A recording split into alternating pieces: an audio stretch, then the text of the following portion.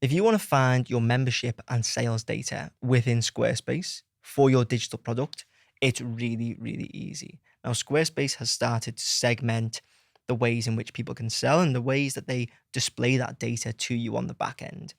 And some people can get confused by this, but once you know, it actually does become a lot clearer. So I'm going to show you on the Six Figure Design Club website where all of that lives.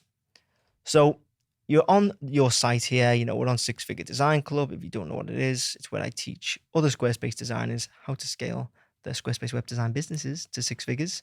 Check it out if you want. Anyway, if we go down into content and memberships here, you'll see that we've got under content and memberships, we've got revenue over the past 30 days, recurring revenue over the past 30 days, and how many orders have been made over the past 30 days as well. We've also got a place here for recent orders. So it will show the order number, when it was placed, the pricing plan the person's on, the name, their email, the total, and whether the payment was paid or failed.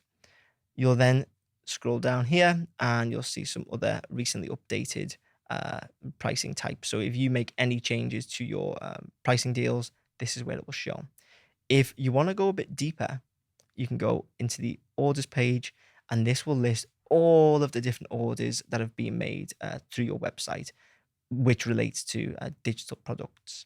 We click into products, and we will then see all the different types of products you have, the content that's included. So what access do people get? What digital content do they get? How many members are in there? The price type, so whether it's free, whether it's recurring, or whether it's a fixed amount. And then the price. So you can set multiple prices or a single price, or in the case of free, no price, and it will show in here. And then discounts. This is where you'll see your active discount codes, any scheduled discount codes, inactive discount codes, the name, what it actually does, when it starts, when it ends, and what it is, and how many times it's being used.